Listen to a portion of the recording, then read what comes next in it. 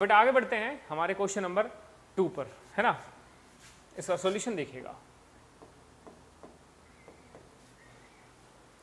The product of two consecutive positive integers is 306, find the integers. भाई दो consecutive positive integer बोल रहा है ना, कॉन्जिक्यूटिव पॉजिटिव इंटीजर यानी कि लगातार, जैसे 5, 6, 8, 9 है ना, और पॉजिटिव बोल रहा है इसलिए पॉजिटिव लेने पड़ेंगे। ओके, इंटीजर में कभी भी बेटा पॉइंट वाले नंबर नहीं आते, कई बार बच्चे कई बार मिस्टेक कर देते हैं, जैसे 1.5 बोला इंटीजर है कि नहीं है, नहीं है भाई। ओके, तो the product of two consecutive positive integer, तो लेट करेंगे टू कॉन्जिक्यूटिव पॉजिटिव इंटीजर्स। क्या लेट करो बेटा, एक तो होगा x और एक होगा x+1। भाई जैसे 5 लिया, 5 में 1 प्लस करोगे तो 6 आ जाएगा, इसलिए जो भी आप इंटीजर लोगे उससे क्या अगला क्या होगा, x+1। ओके, अब इसने बोला है कि इनका प्रोडक्ट अकॉर्डिंग टू क्वेश्चन अगर हम बात करें, इन दोनों का प्रोडक्ट यानी कि x एंड x+1 का जो प्रोडक्ट है बेटा वो किसके इक्वल होता है, 306 के, ठीक है ना। प्रोडक्ट का मतलब होता है एंड रिजल्ट। जैसे आप 5 और 6 को मल्टीप्लाई करोगे, है ना, कई बार मल्टीप्लाई और प्रोडक्ट में कंफ्यूज रहते हैं हम, तो 5 को जब आप 6 से मल्टीप्लाई करोगे बेटा तो आंसर कितना आएगा, 30।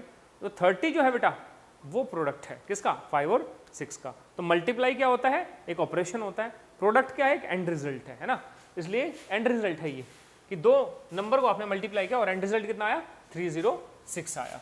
अच्छा, x into x x square plus 1 into x is what x.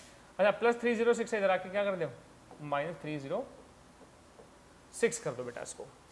ठीक, फिर से वही कहानी कि x के साथ में जो नंबर है उसको 306 से मल्टीप्लाई करो और 306 के पहले क्या करो, फैक्टर बना लो, है ना। क्या करेंगे, 2 से करेंगे, 2 1 ज़ा 2 5 ज़ा 2 3 ज़ा। अच्छा जी, अब 3 से कर लो, 3 5 ज़ा 3 1 ज़ा, फिर 3 से कर लो, 3 1 ज़ा 3 7 ज़ा और फाइनली 17।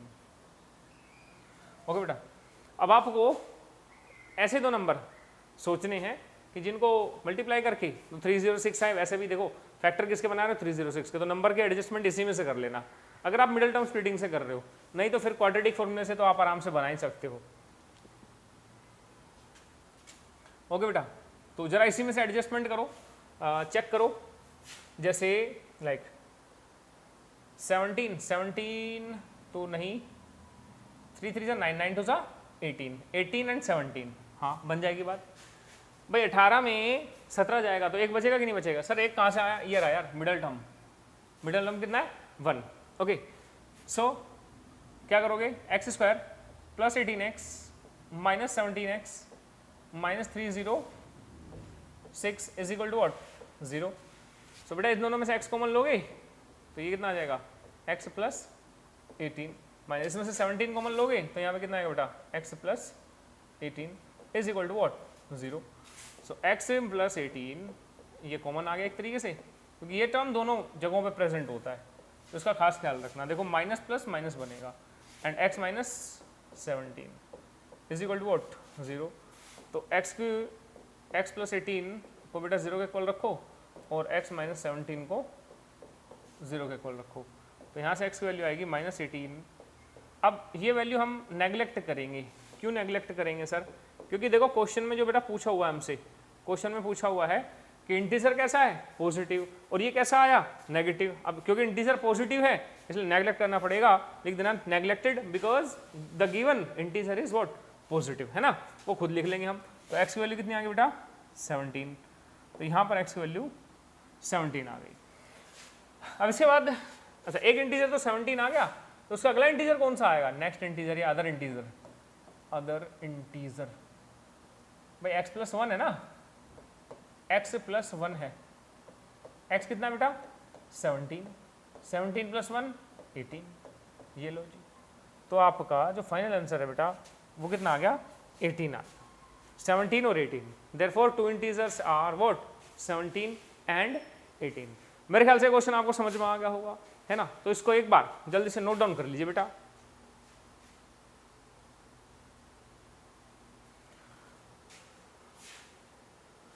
फिर बच्चों अगले क्वेश्चन में पढ़ते हैं। क्वेश्चन नंबर है क्वेश्चन नंबर 2 का थर्ड पार्ट। अब बेटा इस क्वेश्चन को खास ख्याल रख के ध्यान में रखना है एज बेस्ड क्वेश्चन है और अच्छा क्वेश्चन है बेटा ये। देखिए क्या कहता है, Rohan's mother is 26 years older than him. Rohan की जो माता जी हैं उससे 26 ईयर्स बड़ी हैं। ओल्डर मतलब बड़ी, है ना। ओल्डर या फिर एल्डर एक ही वर्ड है। यंगर आता, अगर यंगर आता तो छोटा, है ना। ओल्डर है तो बड़ा, ठीक।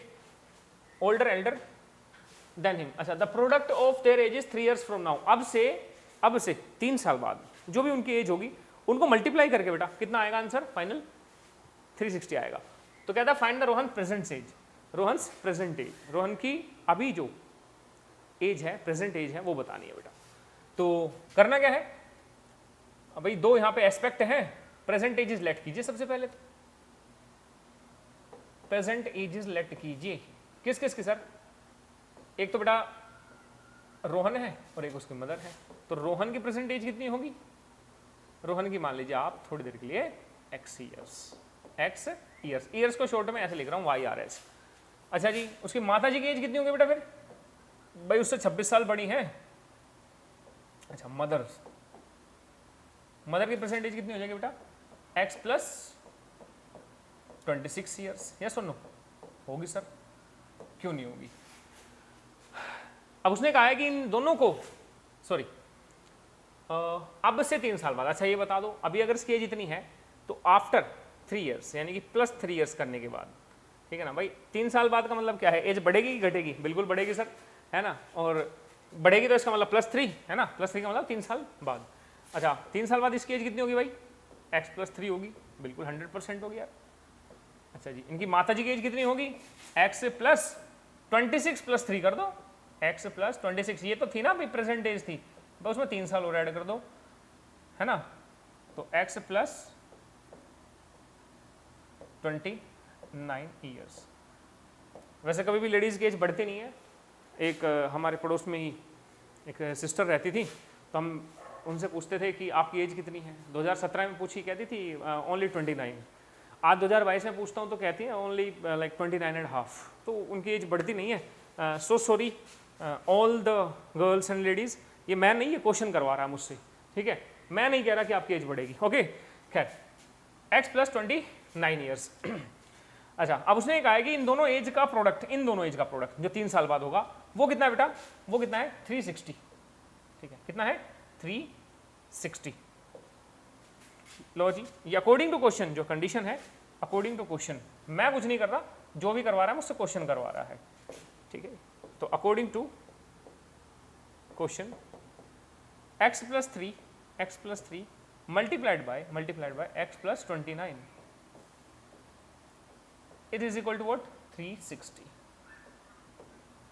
ओके जी, तो ये क्वेश्चन के अकॉर्डिंग जो कंडीशन थी मैंने वो लिखी है। ओहो हो, ये तो कलर गड़बड़ कर जाएगा भाई, कलर थोड़ा सा वैसा लेना पड़ेगा मुझे। चल भाई तू ही आ जा, तू ही है हारे का सहारा। चलो जी, अब x को x से मल्टीप्लाई करेंगे तो x² okay, x × 29 that is 29x। बिल्कुल सिंपल वे में कैलकुलेशन चलानी है ना। 3 × x 3x and plus 3 × 29 3 × 29 that is 87 is equal to 360। Okay बेटा, तो x² plus 29 + 3 that is 32x plus 87। बेटा 360 उधर प्लस है, इधर आके क्या हो जाएगा, माइनस हो जाएगा, is equal to 0। So x² plus 32x। अच्छा जी, इसमें से जाएगा कितना बचेगा, -273 इज इक्वल टू व्हाट, 0, है ना। अब जरा 273 के हमें फैक्टर बनाने पड़ेंगे, क्योंकि यहाँ पे तो 1 है। मैं 1 को 273 से मल्टीप्लाई करो तो 273 आएगा। करना भाई जरा, अब इसी के फैक्टर बना के हम तो काम चला लेते हैं ना। तो 3 3 9 से 27 1 3 से करेंगे तो कितना आएगा भाई, 3 से जाएगा ये, नहीं 3 से जाएगा ही नहीं। ये किससे जाएगा, 7 से जाएगा, 7 से जाएगा 13 पे। अच्छा जी, और 13 1 सा 13, ठीक है बेटा। अच्छा जरा ऐसे दो नंबर आप प्रोसेस आउट कर दो, ऐसे 2 नंबर आप प्रोसेस आउट कर दो, जिनको मल्टीप्लाई करके तो खैर वही आएगा क्योंकि इसी में से निकाल रहे हो तो इसी में से आने वाला है, और प्लस माइनस करके कितना आए 32 आए। मेन फोकस इस पर होना चाहिए बेटा। तो कितना आ जाएगा यहाँ से, बन रही है कुछ बात, 32 है ना, अच्छा 13 3 जा 39, 39 माइनस 7 दैट इज 32, और 39 को 7 से मल्टीप्लाई करो तो ऑब्वियस बात है 2273 तो मिलना ही मिलना है बेटा, ठीक है ना। कैसा आया भाई, 1 को 273 से मल्टीप्लाई करके, तो खैर तो एक्स स्क्वायर प्लस इसी में से निकाल लिया करो भाई, बाकी आपकी इच्छा है क्वाड्रेटिक फॉर्मूला से कर लो, ठीक है भाई। देखो कुछ इक्वेशन हो जाएंगी मिडिल टर्म स्प्लिटिंग से और कुछ होंगी क्वाड्रेटिक से, क्योंकि उनका फैक्टर बनाना अपने आप में इतना डिफिकल्ट हो जाएगा कि उसमें टाइम वेस्ट करने से कोई फायदा नहीं है। मेरा भी अगर जैसा क्वेश्चन बन गया तो बिल्कुल फिट एंड फाइन है, कोई टेंशन वाली बात नहीं। अगर नहीं बनता बाई चांस तो बेटा मैं इसको छोड़ के विद इन लाइक 1 मिनट फिर मैं नेक्स्ट मेथड पे मूव ऑन कर जाता, क्योंकि पता चल जाता है इतना, अगर आपको प्रैक्टिस है थोड़ी बहुत तो इतना पता चल जाता है कि भाई क्वेश्चन ये मिडिल टर्म से या फैक्टराइजेशन से होगा या नहीं होगा। तो उसके लिए सबसे बढ़िया अपना मेथड जो मैंने बताई रखा है क्वाड्रेटिक, तो ब्रह्मास्त्र मेथड है एक नंबर का। अच्छा इसमें से बेटा क्या कॉमन लोगे, एक्स कॉमन लोगे, बचेगा क्या एक्स प्लस 39, इसमें से तो 7 ही कॉमन आएगा, यहाँ पे बचेगा x plus 39 is equal to what 0। अरे भाई मैं लिख रहा हूँ 39, ये 3.9 कहाँ से आ रहा है, इसको हटाओ, इसको हटाओ, इसको भी हटाओ, चलो जी ओके बेटा। तो यहाँ से x plus 39 and x minus 7 is equal to 0। तो बेटा एक बार तो इसको 0 रख दो और एक बार इसको 0 रख दो, है ना। तो x की वैल्यू यहाँ से कितने आ जाएगी बेटा -39। इसको तो बेटा नेग्लेक्ट करेंगे, क्यों नेग्लेक्ट करेंगे, since age cannot be negative, age can't be negative, age negative नहीं हो सकती। अच्छा जी, तो यहाँ से x की वैल्यू कितनी आ गई बेटा 7, और लास्ट में बस एक लाइन और लिख देना, देयरफॉर प्रेजेंट